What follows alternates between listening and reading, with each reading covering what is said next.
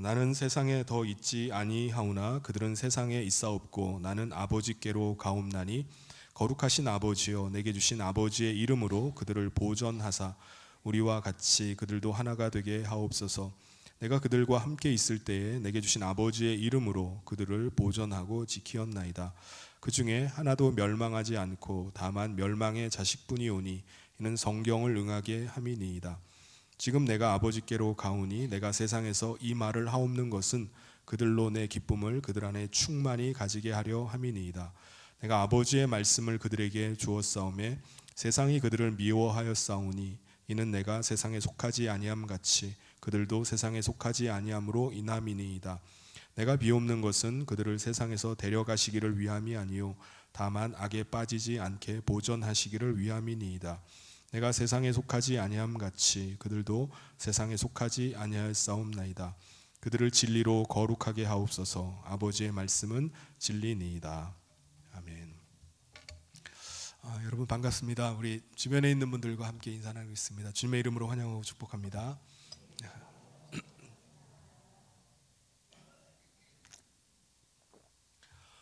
여러분 저는 성경을 보면서 납득이 잘 안 되는 것이 있었습니다.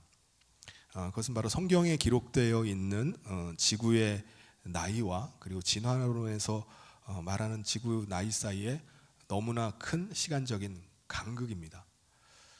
성경에서는 하나님께서 천지 만물을 창조하시고 흙으로 우리 인간을 만드셨다고 말씀합니다.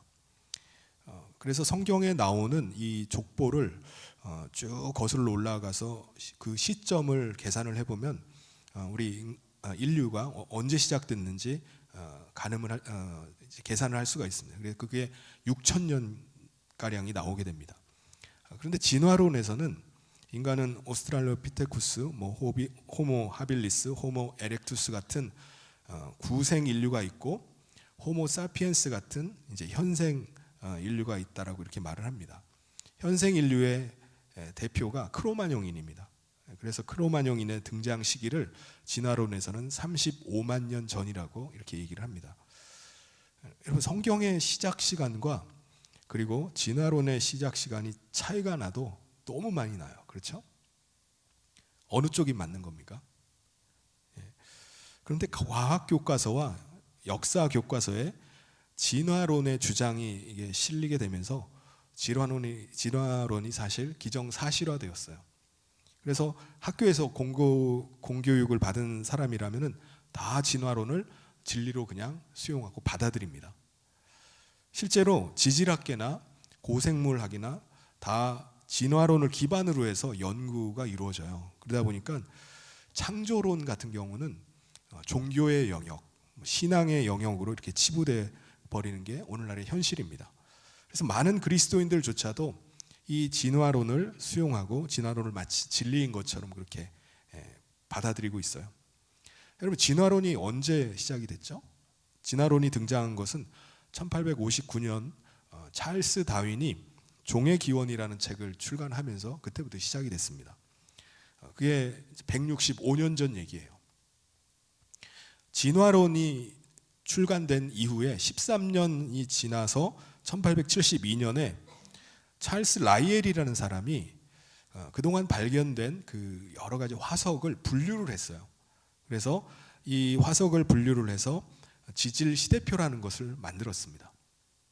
그러니까 지질 시대표를 단순한 것에서 복잡한 것으로 작은 것에서 큰 것으로 해가지고 그걸 쭉 시대별로 그렇게 분류를 하게 됩니다. 그래서 그때부터 사실은 이 진화론이 확고한 진리인 것처럼 그렇게 받아들이게 됐어요. 모든 화석들은 이 지질 시대표에 의해서 분류가 됩니다. 새로운 화석이 여러분 발견이 됐어요. 그럼 이 새로운 화석이 언제 화석인지 어떻게 알 수 있을까요? 방사선 동위 원소를 가지고 측정을 해봅니까? 이게 얼마나 된 건지? 그걸로 알아보는 게 아니에요. 이 지질 시대표상에 어디쯤 들어가는 게 맞는지, 어디쯤에 들어가 있을지를 그냥 가늠을 해보고 이 화석이 얼마가 되었다라고 이렇게 말하는 겁니다. 그러니까 이 지질 시대표가 중요한 기준이 되는 거예요. 이 지질 시대표가 어떤 것인지에 대한 강의를 한 가지 잠깐 들어보도록 하겠습니다. 강사는 미국의 그 애리조나주에 있는 그 학교로 지질학 박사과정을 들어갔다가 거기서 예수님을 만나고 그리스도인이 된 분입니다. 이재만이라는 분인데요. 그분의 강의를 잠깐 들어보도록 하겠습니다.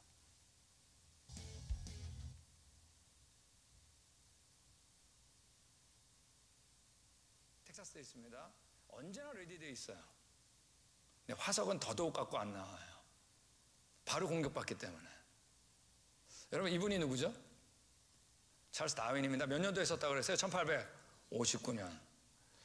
72년, 13년 후에 마지막 개정판입니다. 종회기원. 이때 찰스 다윈은 자신감이 뚝 떨어져 있었어요. 그 중에 하나가 바로 뭐냐면 화석이었습니다. 이 사람이 얘기한 것처럼 지질학은 그런 훌륭한 단계적 고리를 제시하지 않는다. 이는 자신의 이론이죠. 진화론의 분명하고 치명적인 반론이다.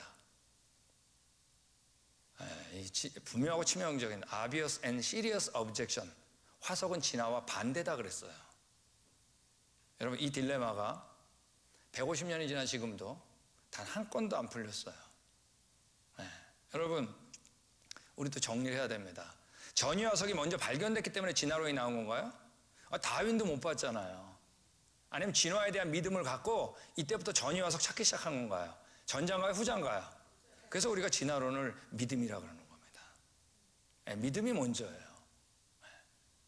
자, 이제 앞으로 이제 정말 많이 나올 얘기입니다. 자, 이제 이 얘기는 이제 저랑 헤어질 때까지 이 세미나 끝날 때까지 매일 나올 거예요. 너무나 중요하기 때문에.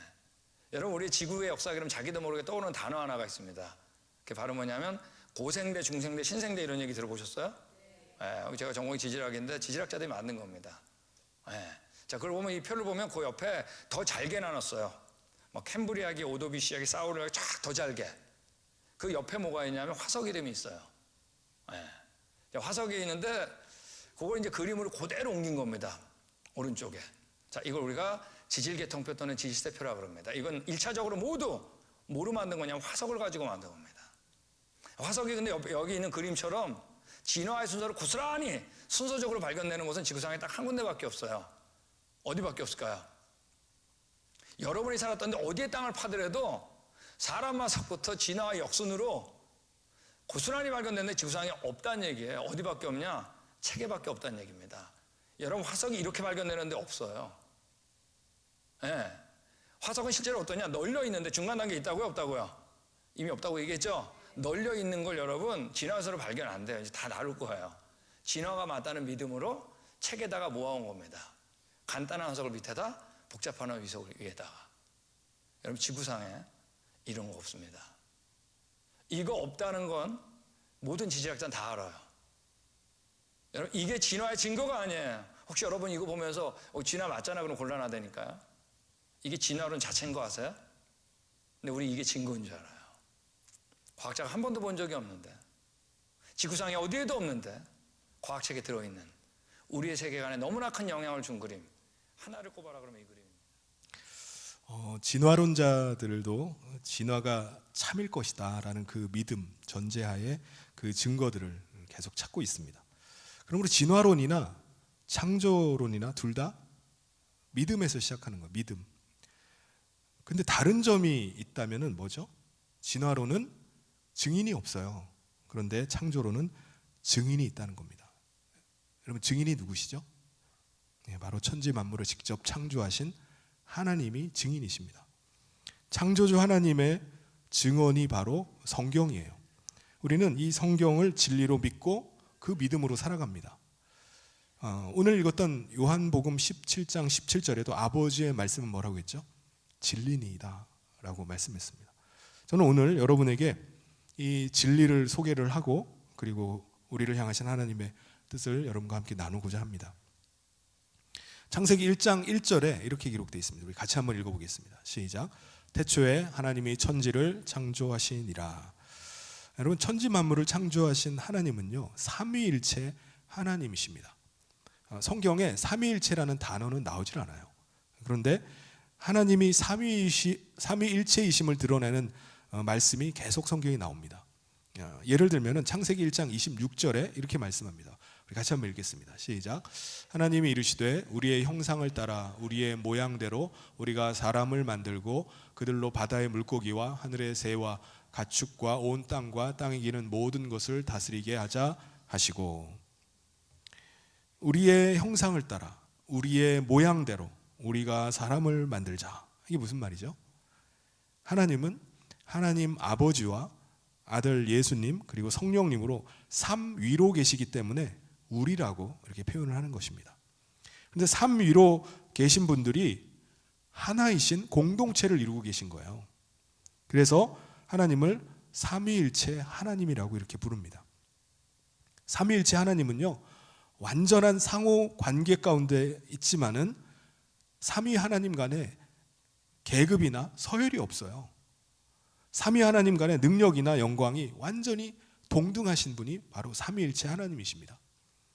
그 삼위일체 하나님께서 천지창조 6째 날 하나님의 형상을 따라 누구를 만들었죠? 우리 인간을 만드셨습니다.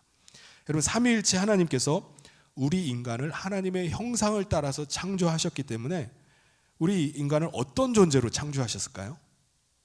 하나님 안에서 하나님과 하나됨을 누릴 수 있는 존재로 우리 인간을 만드신 겁니다. 여러분, 똑같은 흙으로 만들어졌다 할지라도 동물은요, 하나님의 형상으로 만들어지지를 않았어요. 그래서 동물은 하나님과 교제할 수가 없습니다. 동물은 하나님과 하나됨을 누릴 수가 없어요. 근데 문제는 뭐죠? 우리 인간을 하나님과 교제하게 하셨는데 하나님께서는 이 아담을 한 사람만 만드셨다는 거예요. 아담이 혼자니까 삼위일체 하나님이 누리시는 그 하나됨을 하나님과는 누리지만은 인간 안에서는 누리질 못하는 거예요. 혼자서 어떻게 그걸 누립니까? 하나됨을 어떻게 혼자서 누리고 공동체를 어떻게 누리게 됩니까? 할 수가 없어요. 그래서 하나님께서는 인간이 하나님과 같은 하나됨을 누릴 수 있도록 다른 한 사람을 더 창조하십니다. 우리 2장 18절을 같이 한번 읽겠습니다. 시작. 여호와 하나님이 이르시되 사람이 혼자 사는 것이 좋지 아니하니 내가 그를 위하여 돕는 배필을 지으리라 하시니라. 돕는 배필을 지으신다고 말씀하셨어요. 이 돕는 배필이라는 게 아담이 할 일이 너무 많아가지고 그의 일을 좀 도와서 돕는 사람으로 하와를 지으셨다는 말이 아닙니다. 아담과 하나 되는 그 공동체를 이루는 일을 돕는 사람으로 지으셨다는 거예요. 하나님께서는 아담이 돕는 배필인 하와와 함께 하나 되는 공동체를 이루기를 원하셨습니다. 하나님은 하와를 만드심으로 몇 사람이 된 거죠? 2사람이 된 겁니다. 근데 본질적으로는 2사람이 아니라 한 사람이에요. 하나입니다. 어떻게 해요? 하나님께서 아담은 흙으로 만드셨지만 하와는 어디서 만드신 거죠? 아담의 갈빗대에서 취해서 하와를 만드셨습니다. 그러니까 하와는 아담의 몸 안에서 나온 아담과 한 몸인 겁니다. 한 몸이에요. 그래서 이 2사람은 둘이 아니라 본질적으로는 하나입니다. 삼위일체 하나님도 삼위로 계시지만은 하나인 것처럼 인간도 아담과 하와가 2사람이지만은 한 몸에서 나와서 하나 되는 공동체를 이루게 된 겁니다. 아담은 하나님께서 지으신 이 하와가 자기 자신인 것을 깨닫고 뭐라고 고백을 하죠? 우리 22절, 23절을 우리 같이 한번 읽겠습니다. 시작. 여호와 하나님이 아담에게서 취하신 그 갈빗대로 여자를 만드시고 그를 아담에게로 이끌어 오시니 아담이 이르되 이는 내 뼈 중에 뼈요 살 중에 살이라 이것을 남자에게서 취하였은즉 여자라 부르리라 하니라. 아담이 뭐라고 고백하죠? 하와를 보더니 내 뼈 중에 뼈요 내 살 중에 살이다. 하와는 나와 한 몸이고 나와 하나다라고 이렇게 고백을 하는 겁니다. 여러분, 하나님께서 한 사람을 더 창조하셨는데 2사람이 된 게 아니라 마치 한 사람과 같은 공동체가 된 거예요. 2사람은 온전한 평등 관계를 이루게 되고 서로가 의존하는 하나된 공동체가 됐습니다. 이게 아담과 하와예요. 여러분, 남자와 여자, 아담과 하와 사이에 우열이 있나요? 서열이나 무슨 계급이 있나요? 없습니다. 그러므로 두 사람이 에덴 동산에서 벌거벗고 있었지만은 서로 부끄러워하지 않았다고 말씀합니다. 왜 부끄러워하지 않죠? 두 사람이 한 몸이니까, 하나이니까, 한 몸과 같은 공동체를 이루고 있었기 때문에 서로 벗었으나 부끄러워하지 않았습니다. 25절을 우리 같이 한번 읽겠습니다. 시작. 아담과 그의 아내 두 사람이 벌거벗었으나 부끄러워하지 아니하니라. 이 두 사람에게 하나님께서 주신 명령이 있었습니다. 우리 28절 같이 한번 읽겠습니다. 시작. 하나님이 그들에게 복을 주시며 하나님이 그들에게 이르시되 생육하고 번성하여 땅에 충만하라. 땅을 정복하라. 바다의 물고기와 하늘의 새와 땅에 움직이는 모든 생물을 다스리라 하시니라. 하나님은 자녀를 낳고 양육을 해서 땅을 편만하게 해라. 땅을 채우라라는 명령과 또 하나는 땅을 돌보고 다스리고 정복해라라는 명령을 주셨어요. 그러니까 아담과 하와는요, 두 사람의 역할은 각각 다르지만은 하나가 되어 가지고 이 일을 하게 하신 겁니다. 두 사람이 같이 이 일을 하게 된 거예요. 하나님께서는 아담과 하와가 하나님 안에서 한 몸을 이루고 하나님께서 맡겨주시는 일을 감당하면서 하나된 기쁨, 또 서로 사랑하는 공동체를 만들어가길 원하셨던 겁니다. 그런데 사탄이 아담과 하와가 있는 그 동산 안에 들어왔어요. 그래서 가만히 하와에게 다가와서 어떻게 하죠? 그의 탐욕과 욕망을 자극을 합니다. 부추기기 시작해요. 우리 5절을 같이 한번 읽겠습니다. 시작. 너희가 그것을 먹는 날에는 너희 눈이 밝아져 하나님과 같이 되어 선악을 알 줄 하나님이 아심이니라. 사탄이 뭐라고 하는 거죠? 하와에게 너가 선악을 알게 하는 나무의 열매를 너가 먹으면은 너도 하나님과 같이 되어서 너 스스로 선악을 분별하면서 살 수 있다.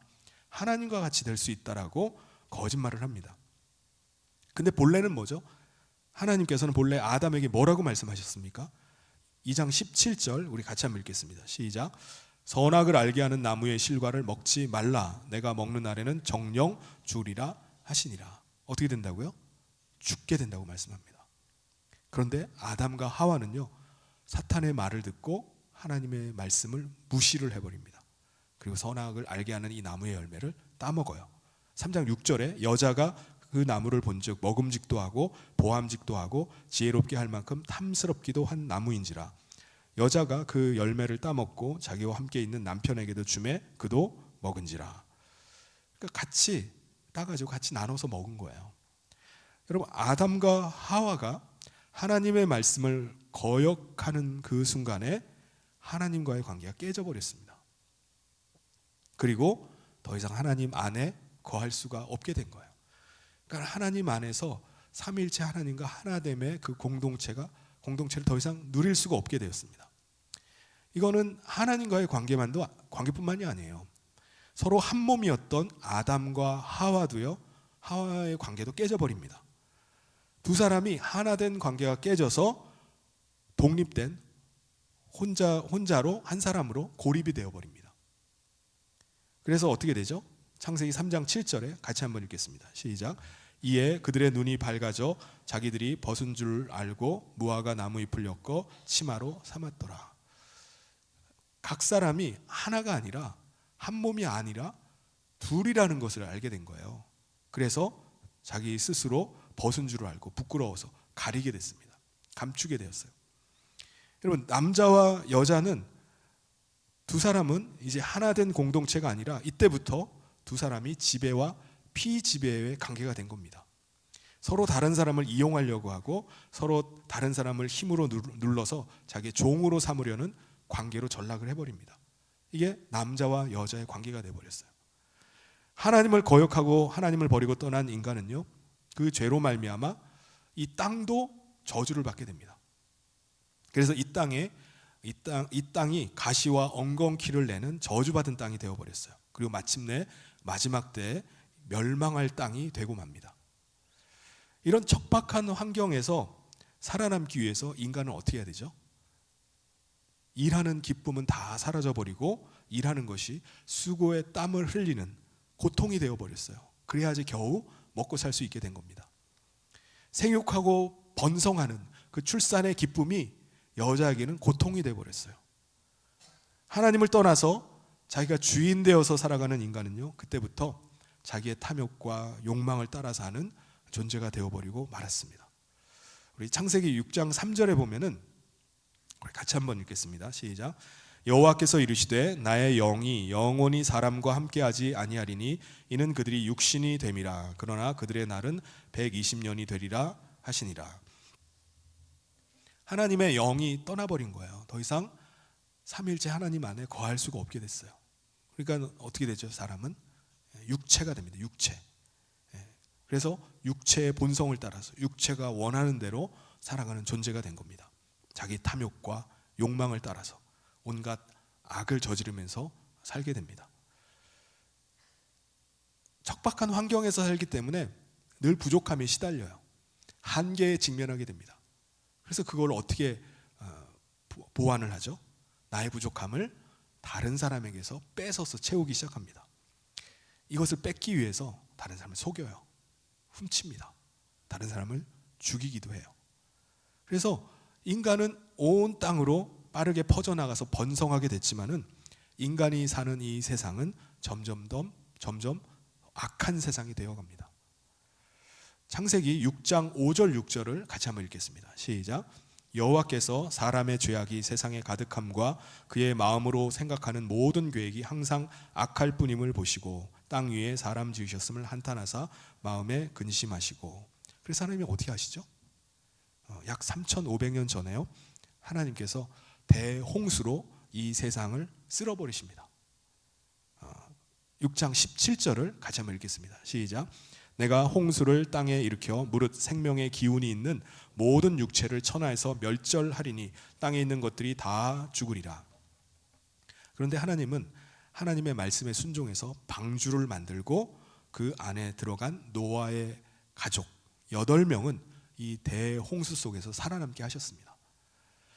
하나님께서는요, 하나님의 음성을 듣고 하나님의 다스림 가운데 살아가려고 하는 이 8명의 사람으로부터 시작해서 인류를 다시 새롭게 시작하기를 원하셨던 겁니다. 그래서 우리 인류는요, 3,500년 전에 8명으로 시작된 거예요. 8명으로 시작돼서 지금 80억의 인구가 된 것입니다. 그런데 온 지면으로 흩어진 인간은요, 또다시 어떻게 하죠? 자기의 탐욕과 욕망을 따라서 죄악 가운데 살아가게 됩니다. 인간은 하나님을 대적하는 탑을 쌓아요. 그게 바벨탑입니다. 그리고 하나님만큼 자기들이 더 높아지기를 원했어요. 인간이 이렇게 악함에도 불구하고 하나님은 어떻게 하십니까? 인간을 포기하지 않으세요. 하나님께서는 죄악으로 가득 찬 그 땅에 살던 아브람이라는 사람을 부르십니다. 그래서 하나님께서 그에게 약속을 주시면서 내가 지시하는 땅으로 가서 너는 그곳에서 나의 다스림을 받는 하나님의 나라를 이루라고 말씀을 하십니다. 아브라함이 그 말씀에 순종해서 그 땅으로 들어가게 됐어요. 우리 창세기 12장 1절 2절을 같이 한번 읽겠습니다. 시작. 여호와께서 아브라함에게 이르시되 너는 너의 고향과 친척과 아버지의 집을 떠나 내가 내게 보여줄 땅으로 가라. 내가 너로 큰 민족을 이루고 내게 복을 주어 내 이름을 창대하게 하리니 너는 복이 될지라. 하나님께서는 아브라함의 후손들인 이스라엘 백성들을 하나님의 백성으로 삼으셨어요. 그리고 하나님의 뜻에 따라 살라고 그들에게 하나님의 뜻이 담긴 율법을 주셨습니다. 하나님께서는 그들이 하나님을 왕으로 모시고 하나님 말씀 따라 살아가는 하나님의 백성 되기를 원하셨던 것입니다. 그게 바로 이스라엘 민족이에요. 그런데 이스라엘 백성들은 어떻게 하죠? 왕이신 하나님을 거부를 하고 이방인들과 같이 자기들도 인간 왕을 달라고 하나님 앞에 요구를 합니다. 사무엘상 8장 5절을 같이 한번 읽겠습니다. 시작. 그에게 이르되 보소서 당신은 늙고 당신의 아들들은 당신의 행위를 따르지 아니하니 모든 나라와 같이 우리에게 왕을 세워 우리를 다스리게 하소서 한지라. 하나님께서는 이 인간들의 요구에 원하는 대로 인간 왕을 세우십니다. 그러자 이스라엘 백성들이 어떻게 하죠? 이스라엘 백성들은 오히려 하나님을 완전히 떠나서 이방신들을 섬기고 죄악 가운데 살아갑니다. 인간들끼리 살아가는 세상을 만들어 버리는 거예요. 하나님께서는 이스라엘 백성들이 하나님을 떠나서 죄악 가운데 거하려고 할 때마다 그때마다 이방 나라를 일으켜 가지고 이스라엘을 치게 하셨어요. 이스라엘 백성들이 그 이방 나라가 쳐들어와서 폭력으로 그들을 다스리고 억누르고 있으면은 이스라엘 백성들이 그때서야 깨닫는 거예요. 정신이 번쩍 드는 겁니다. 하나님께서는요, 이방 나라들로 하여금 그들이 누구의 백성인지, 그들의 왕이 누구이신지, 이방 나라 왕의 통치를 한번 받아보라는 거예요. 그래서 그들로 하여금 우리의 왕은 하나님이심을 뼈저리게, 우리는 그의 백성이라는 사실을 깨닫도록 하신 겁니다. 근데 잠시뿐이었어요. 잠시. 이스라엘 백성들은 겉으로는 하나님의 백성이고 하나님을 모시고 살아가는, 하나님의 뜻을 따라서 살아가는 사람들처럼 보여요. 근데 그들의 마음은 하나님에게서 떠나 있었습니다. 그들은 육신으로는 할례를 받았어요. 할례를 받고 나는 아브라함의 후손이다, 나는 하나님의 백성이다 라고 말은 하지만은 그들의 그 마음 안에는 하나님이 계시질 않았습니다. 그들의 마음은 하나님에게서 떠나 있었어요. 그래서 하나님께서는 인간이 하나님께 돌아오기를 원했지만은 인간은 결코 하나님을 그 마음에 두기를 싫어했습니다. 우리 로마서 1장 28절을 같이 한번 읽겠습니다. 시작. 또한 그들이 마음에 하나님 두기를 싫어하매 하나님께서 그들을 그 상실한 마음대로 내버려 두사 합당하지 못한 일을 하게 하셨으니. 하나님께서는 아브라함과 언약을 맺으신 이후에 아주 놀라운 일을 하십니다. 여러분, 이 정도 되면은 사실 하나님도 포기할 만하지 않을까요? 하나님께서 그 많은 민족 중에 이스라엘이라는 민족을 택하셔서 그들로 하여금 하나님의 율법을 따라서, 하나님의 뜻을 따라서 살아가는 하나님의 친백성 되기를 원하셨는데 그들은 결코 그걸 원치 않았어요. 계속 자기들이 원하는 대로 그렇게 살아가고자 하는 겁니다. 그럼 하나님도 그들을 포기하고 그들을 버리셔야 될 거예요. 그런데 하나님은 어떻게 하시죠? 하나님은 아브라함과 맺은 언약을 기억하셨습니다. 그래서 하나님께서는 놀라운 일을 행하신 거예요. 바로 하나님의 아들을 이 땅에 인간의 몸을 입히셔서 보내신 것입니다. 여러분, 왜 창조주 하나님께서 왜 하나님의 아들을 피조물의 몸을 입게 하셔서 이 땅에 보내셨을까요? 왜 창조주가 이 땅에 내려오십니까? 그것은 예수님께서 이 땅에 오셔서 아버지 하나님께 그 기도하신 내용을 우리가 들어보면 그 이유를 알 수가 있습니다. 오늘 읽었던 말씀인데요, 17장 11절 말씀을 같이 한번 읽겠습니다. 시작. 나는 세상에 더 있지 아니하오나 그들은 세상에 있사옵고 나는 아버지께로 가옵나니 거룩하신 아버지여 내게 주신 아버지의 이름으로 그들을 보전하사 우리와 같이 그들도 하나가 되게 하옵소서. 예수님께서 지금 아버지께 기도하는 기도의 내용이 두 가지가 나옵니다. 하나는 이들이 멸망할 세상 가운데서 인간을 구하셔서 하나님 안으로 다시 들어오게 하시기 위해서 오셨다는 거예요. 그들을 세상 가운데서 구원하셔서 하나님께 돌아오게 해주십시오. 하나님 안에 거할 수 있게 해주십시오 라는 게 예수님의 기도입니다. 또 다른 하나는 하나님 안에서 인간이 다시 하나됨을 누릴 수 있게 해주십시오 라는 기도를 하십니다. 여러분, 우리 인간은요, 하나님을 떠나서 자기가 주인 되어서 자기의 탐욕과 욕망을 따라 사는 존재가 되었습니다. 이 죄가 해결되지 않고는요, 우리는 결코 하나님께 돌아갈 수가 없어요. 여러분, 이 죄를 하나님을 떠나서 자기가 원하는 대로 살아가고 자기의 탐욕과 욕망을 쫓아서 살아갔던 이 죄악을 해결하려면 어떻게 해야 되죠? 죄값을 치르면 됩니다. 죄는 그냥 없어지는 게 아니에요. 반드시 죄의 값을 치러야지 죄는 사라지는 겁니다. 여러분, 그 죄의 값이 뭐죠? 죽음입니다. 죽어야 돼요. 그런데 우리 인간이 죄값을 치른다고 죽어버리면 어떻게 하나님께 돌아옵니까? 어떻게 돌아와요? 죽어버렸는데 돌아올 수가 없는 거예요. 이게 무슨 말이죠? 우리 인간은 자기 스스로 하나님께 돌아올 길이 없다는 겁니다. 왜요? 이 죄 때문에 돌아올 길이 없는 거예요. 하나님께 가고 싶어도 갈 수가 없어요. 근데 놀랍게도 하나님께서 우리를 긍휼히 여기셔서 하나님의 아들을 대속의 우리의 죄값을 치르기 위한 대속의 제물로 보내신 것입니다. 예수님 우리를 사랑하셔서 우리 인간의 몸을 입으시고 우리가 져야 될 그 십자가를 대신 지시고 십자가에서 피 흘려 죽으셨습니다. 예수님은 자신의 죄로 죽으신 것이 아닙니다. 바로 저와 여러분의 죄를 대신해서 그 죄값으로 십자가에서 죽으셨어요. 여러분 이 사실을 믿을 때 어떤 일이 벌어지죠? 하나님께서는 우리가 죽질 않았어요. 실제로 죽진 않았음에도 불구하고 그리스도와 함께 죽었다라고 인정을 해주십니다. 우린 믿음으로 말미암아 그리스도와 함께 십자가에서 죽은 자가 된 거예요. 갈라디아서 2장 20절에 이렇게 사도 바울이 고백을 합니다. 같이 한번 읽어보겠습니다. 시작. 내가 그리스도와 함께 십자가에 못 박혔나니 그런즉 이제는 내가 사는 것이 아니요 오직 내 안에 그리스도께서 사시는 것이라. 이제 내가 육체 가운데 사는 것은 나를 사랑하사 나를 위하여 자기 자신을 버리신 하나님의 아들을 믿는 믿음 안에서 사는 것이라. 아멘.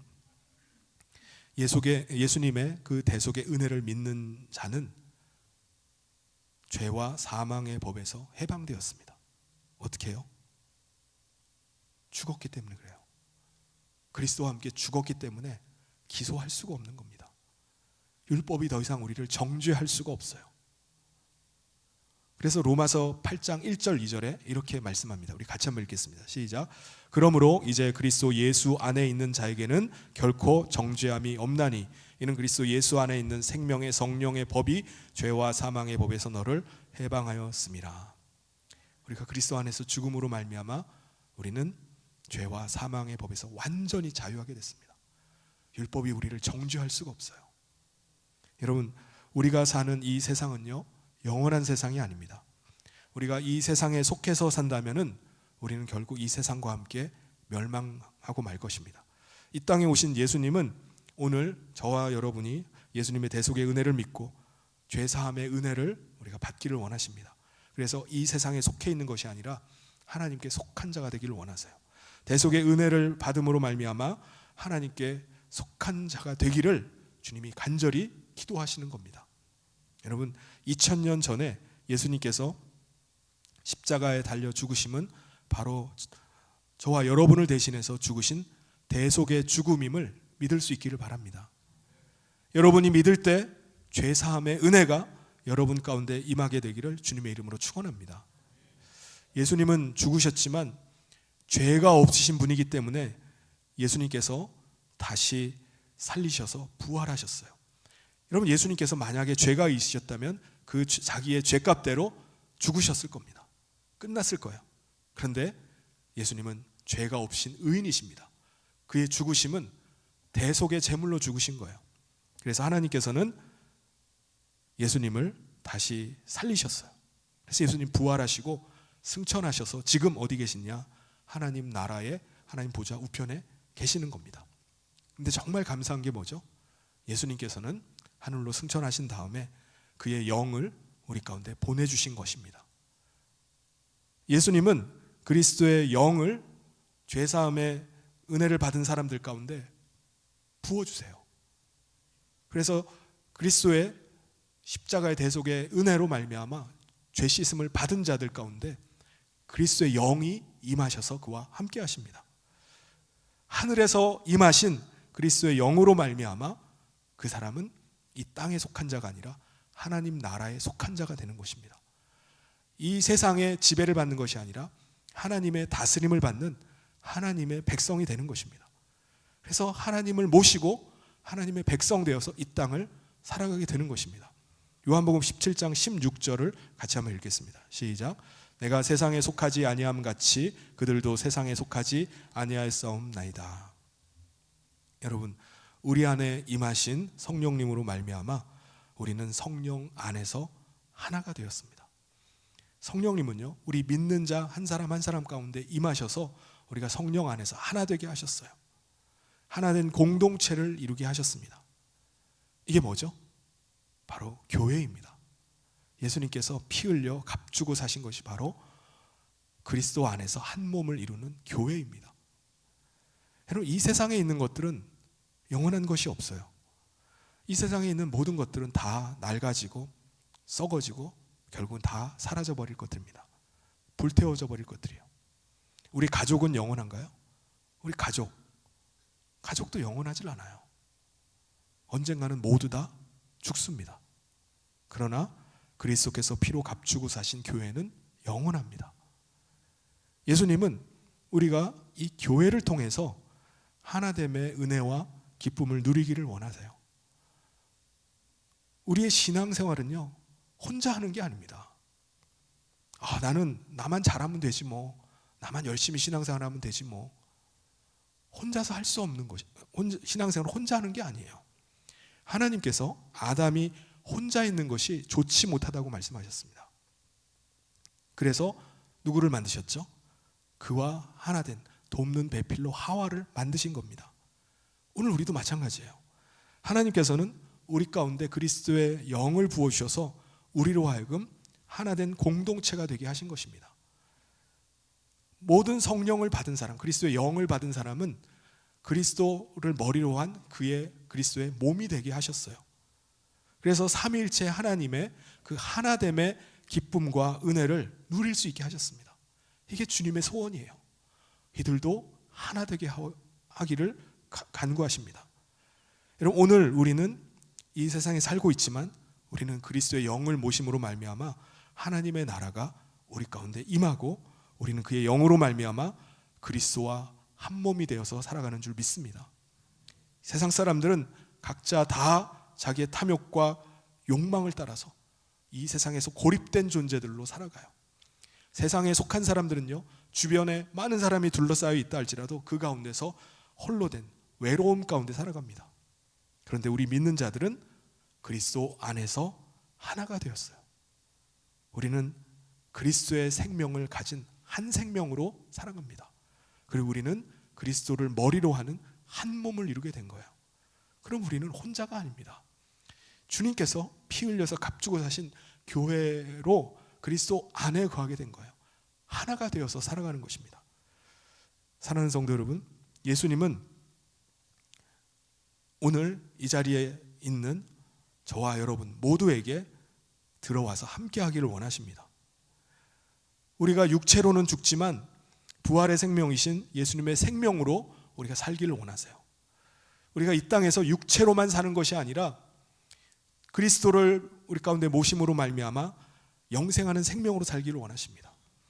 우리가 이 세상에 속해서 사는 것이 아니라 하늘에서 내려오신 생명으로 말미암아 영생하는 생명으로 살기를 원하세요. 그래서 예수님은 여러분의 마음의 문을 두드리고 계십니다. 여러분, 예수님은요, 강제로 문을 따고 들어가시는 분이 아니에요. 우리가 마음의 문을 열고 주님을 영접할 때 주님 그때 들어오십니다. 그때 우리 가운데 임하시는 거예요. 오늘 여러분 안에 구원의 은혜가 임하게 되는 것입니다. 하나님 안에서 그의 생명으로 살아가고 하나 된 기쁨을 우리가 누리게 되는 것입니다. 여러분, 구원의 은혜를 누리고 하나님의 기쁨을 누리고 또 하나님 백성으로 살아가는 오늘 이 자리에 참석한 우리 모두 되기를 주님의 이름으로 축원합니다.